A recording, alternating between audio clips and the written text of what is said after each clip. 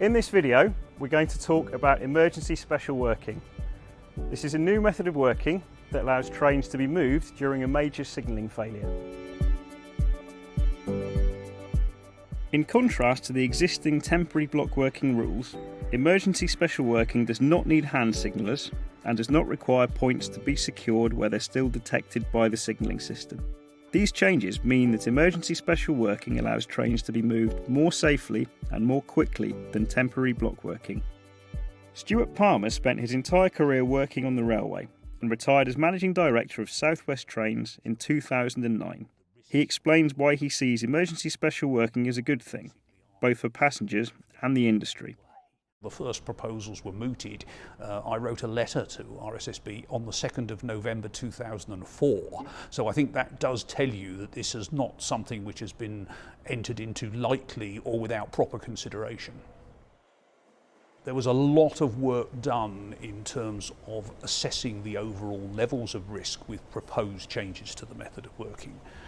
And there were extensive trials done which involved real drivers and real signallers. These were not theoretical trials, they were real trials, which actually demonstrated that the concept was robust and indeed provided an overall safety benefit. And I'm very confident that with the processes that the industry now has, not just in the train operating companies, but also in Network Rail in terms of signallers, that we actually have the tools and the capable people to deliver this safely. A railway which actually keeps traffic moving will actually be a safer railway, because at the moment, if you think of the risks of uncontrolled evacuation from passenger trains, particularly in peak periods when trains are often crowded, the risks of SPADs as you have trains standing all over the network and trains approaching cautionary and red signals, the risks of serious overcrowding both on trains and on stations, and we now have a very busy railway. So I think you have to look at this thing holistically. It is about managing total risk. And why I'm very pleased about these proposals is that that is exactly what the industry has done. If we can find ways of getting trains moving more quickly, then that has got to be good for users, both passenger and freight, and good for the staff. Don't forget that many of the staff are in the front line of passenger anger and abuse when things like this happen, and we have to find a better way of doing it, and I believe these proposals are just that. Now let's hear from Tony Rain from Network Rail, explaining some of the factors that led to this rules change.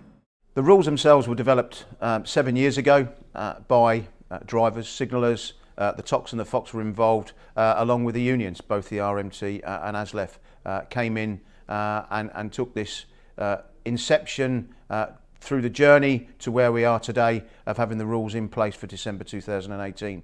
Some of the other benefits we've seen through emergency special working is the SPAD reduction, where we're not having so many trains now standing at red signals, but also it's the customer.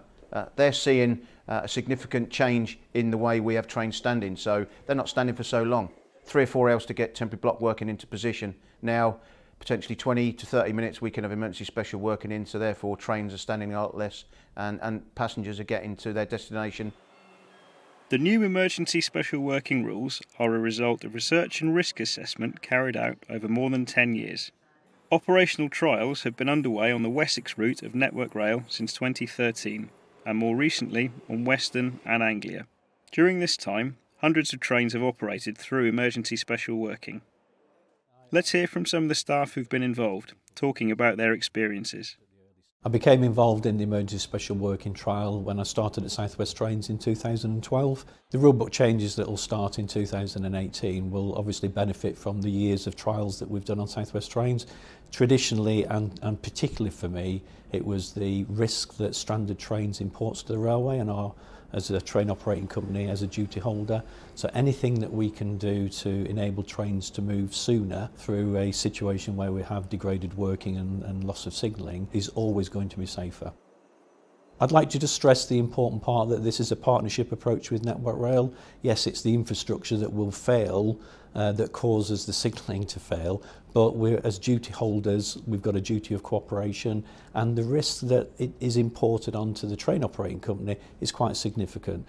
So this emergency special working actually mitigates that risk, and therefore I would employ all train operating companies to understand this in detail, because it does significantly reduce that risk exposure to the train operating company. We trialled emergency special working several times on the Wessex route.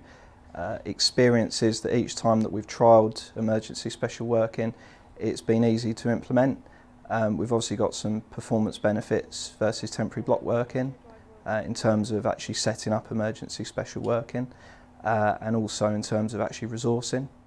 Feedback from signallers has been positive. There have been a few lessons learnt through the trial period which have now been integrated into the rulebook. In the next video, we're going to explain the principles of emergency special working and show you how they compare to temporary block working.